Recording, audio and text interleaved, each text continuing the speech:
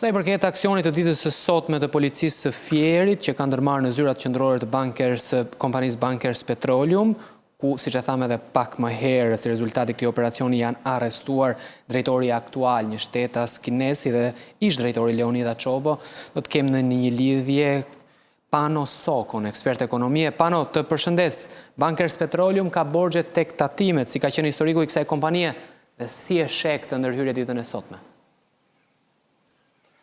Atëherë, do të them që natyrisht kjo është një histori e cila ka datohen për shumë kohë, prej shumë kohësh tashmë, dhe konflikti mes tatimeve dhe bankersit ka filluar që në vitin 2015 mos gaboj, për një llogaritje të detyrimit për tatim fitimi që duhet paguante bankersi.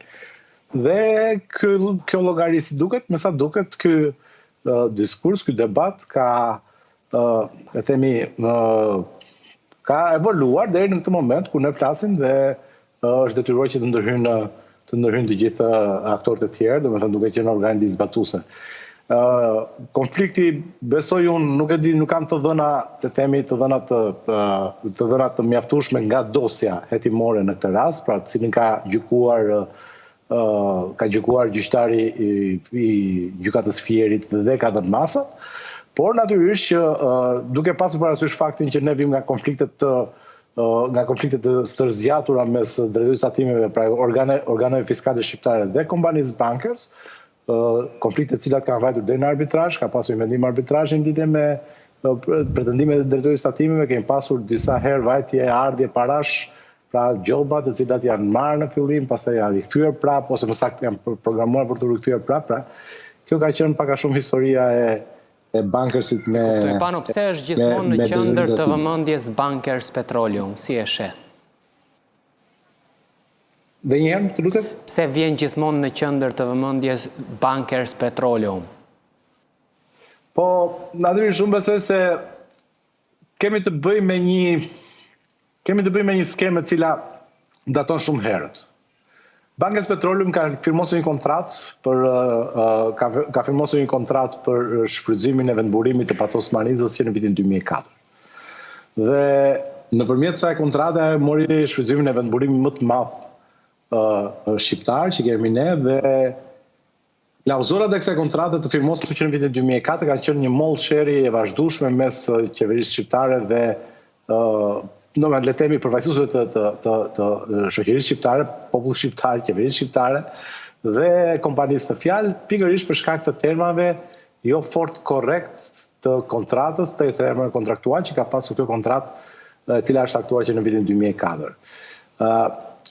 Unë do ta shikoja si një problematikë e cila është ngritur daton shumë herët ngritja e çështjes Bankers Petroleum. Pra, Bankers Petroleum si problematikë është ngritur që në fillim të viteve 2006-2007, ku atëherë Ministria e Financave u detyrua që të prezantonte ligjin e rentës minerare, sepse Shqipëria nuk ka pasur rentë minerare, dhe vetëm për shkak se kompania Bankers Petroleum nuk derte tatim fitimi dhe terma kontraktuale ishin bërë të tillë që kush është specialist e kuptonte që atëherë që tu mund kalonte gjithë jeta e kontratës, pra të 25 vitet e kontratës, dhe kompania të mos derte tatim fitimi.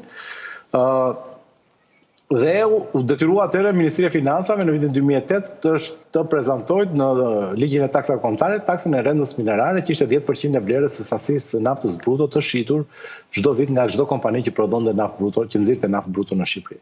Në qartë. Pavarësisht kësaj, shifrat e prodhimit të Bankersit përgjatë gjithë kësaj kohe kanë qenë, le të themi, shumë të larta, duke pasur parasysh që Patos Mariza ka prodhuar mesatarisht rreth 1 milion ton naftë çdo vit, dhe të ardhurat që priteshin të realizoheshin nga shteti shqiptar, duke marrë parasysh termat e ndarjes së prodhimit, që po flasim pra ndarjen e fitimit 50-50, siç e kërkon edhe ligji për sistemin fiskal në sektorin hidrokarbur. Shqipëria po merrte vetëm 10% e rentës. Natyrisht merrte edhe taksa tjera, po themi. Merrte, nuk e di, të vëshëm për shpenzimet që bënte Bankersi apo pas këtij aksioni, a mendon se qytetarët shqiptar do t'i marrin ato para që le të themi ja ka pasur borxh Bankersi apo janë? Si dhe një të lutem, nuk dëgjova? Pas këtij aksioni dhe pas këtij vendimi gjykate, A mendon se qytetarët shqiptar do t'i marrin ato para të cilat mund të themi me pa të drejtë, mund të jenë një skemi, një abuzimi, apo diçka e ngjashme? Shiko, këtu duhet të merret seriozisht pra. Çështja e abuzimit me pasurinë publike dhe në këtë rast me bankën, patjetër që duhet merret seriozisht nga organet. Kjo që nuk e di se kush është çështja që për cilën po diskutohet tani, por të paktën nga raportimet në media bëhet fjalë për një detyrim tatimor të papaguar. Pra nuk po flasim këtu për hyrjen në themel të çështjes. Këtu po flasim për detyrim tatimor të papaguar dhe për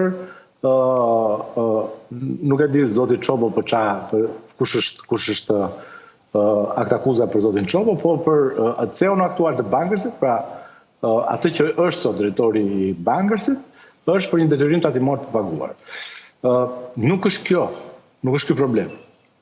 Ky është problem që mund ta kenë, nuk e di, ndoshta edhe gjysma e kompanive në Shqipëri, mos pagimin e detyrimeve. Problemi kryesor këtu ka qenë fakti që këto nuk janë, domethënë këtu kanë ndodhur këto afera që diskutohen në publik gjithmonë, as nuk janë përmendur si vepra penale. Jo më të hetohen, më pas pastaj të gjenden dhe fajtorë dhe të kërkohet edhe dëmshpërblim mbrapsht. Është një situatë e cila ka 22 vjet, po mbush si vjet, ka 22 vjet që vazhdon në këtë gjendje.